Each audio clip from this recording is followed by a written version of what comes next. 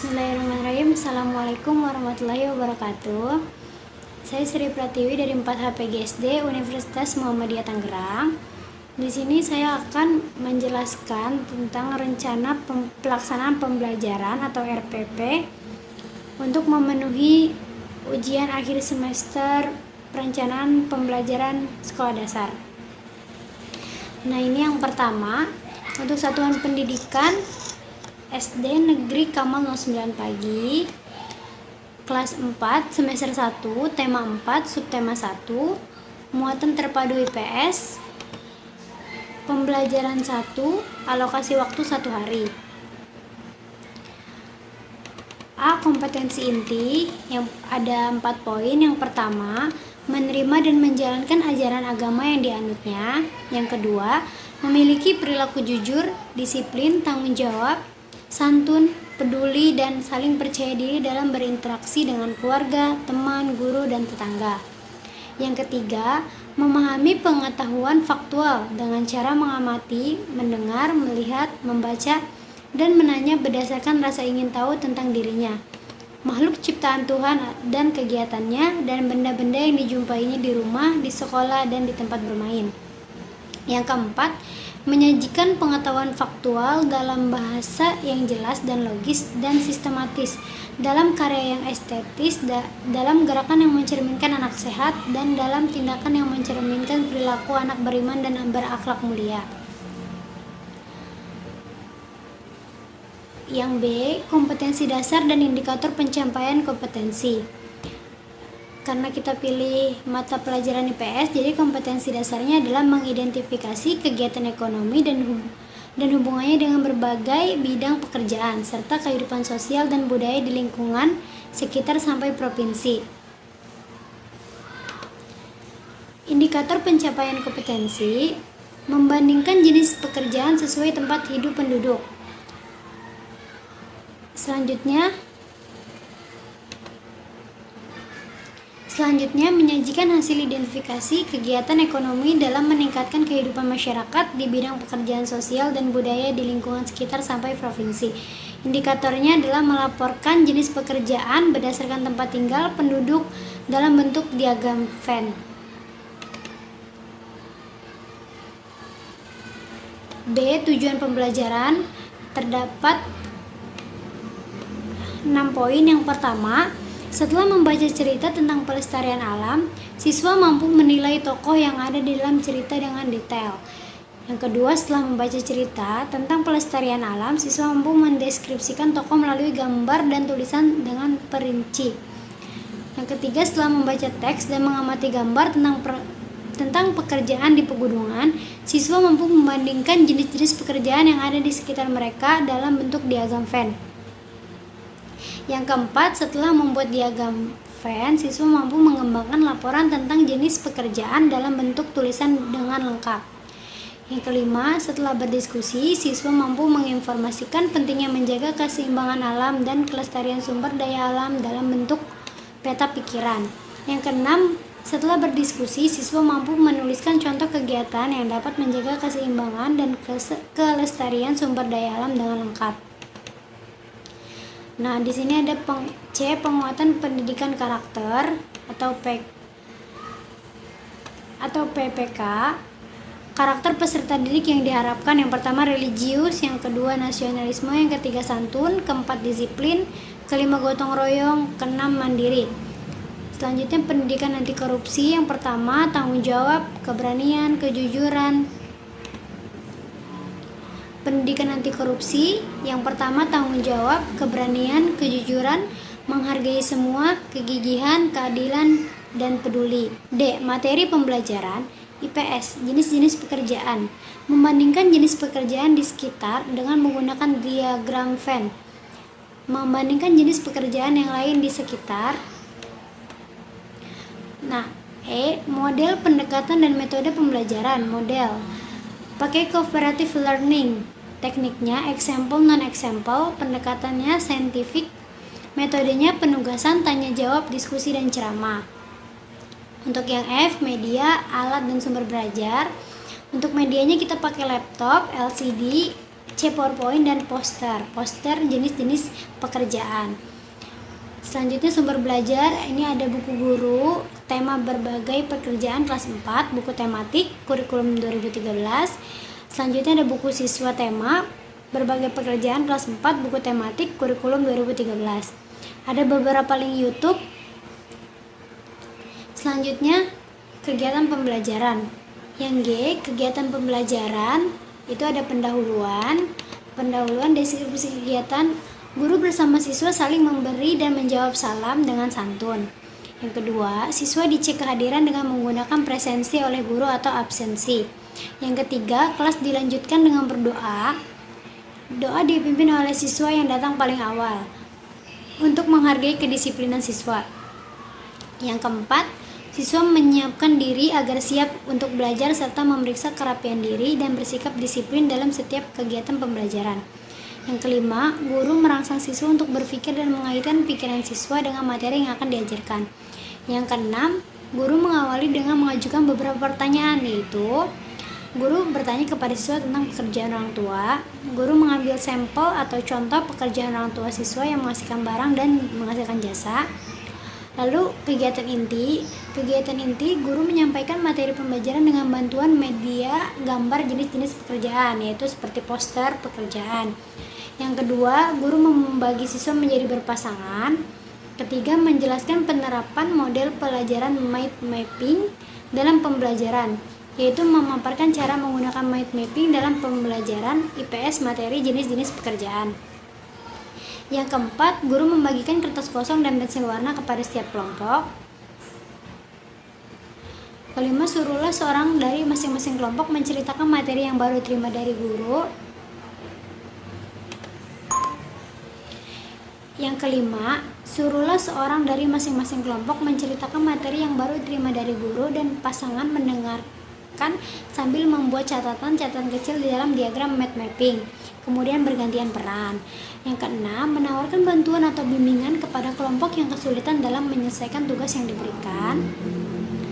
Yang ketujuh, setiap kelompok diacak atau kelompok tertentu membacakan hasil diskusinya sambil menunjukkan mind mapping yang sudah dibuat.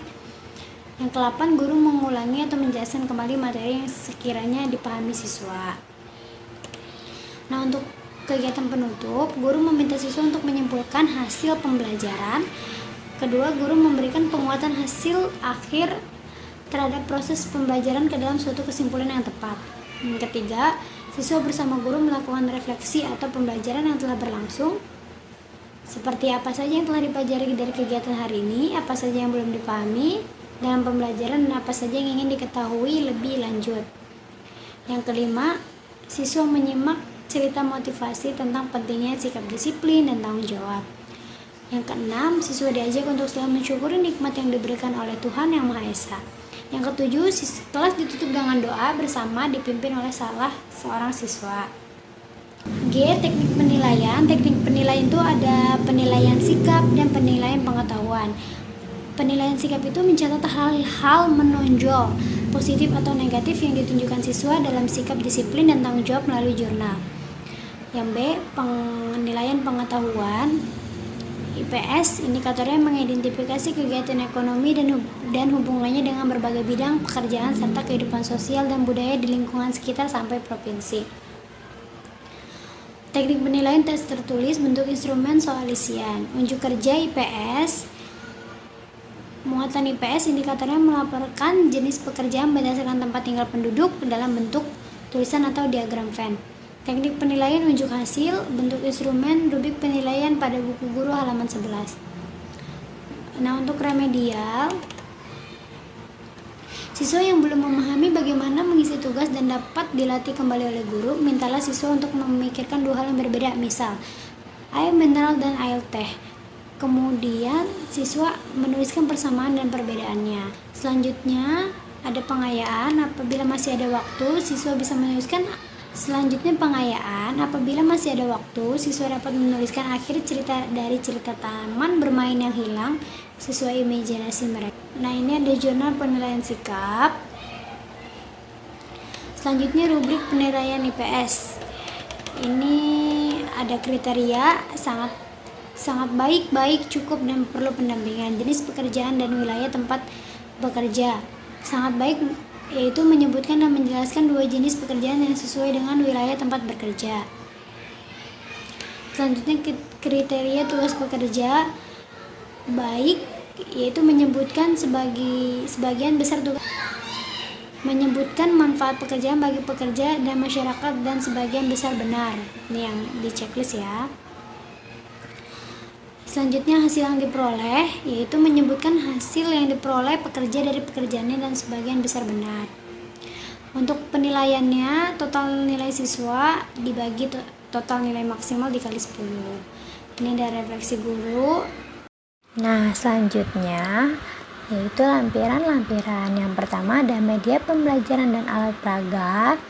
Di sini kita pakai seorang petani, kita akan mengenal alat-alat peraga.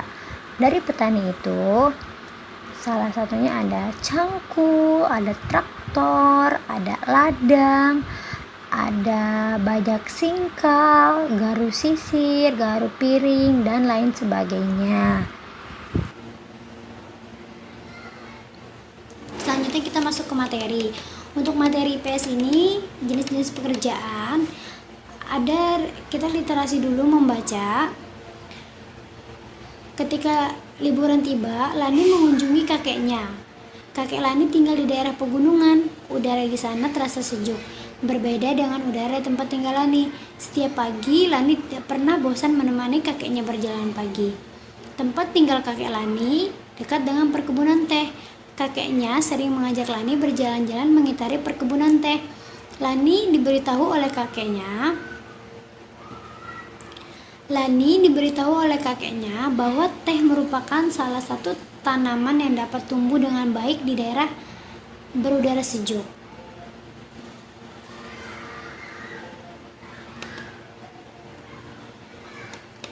Lanjut kita baca cerita ya.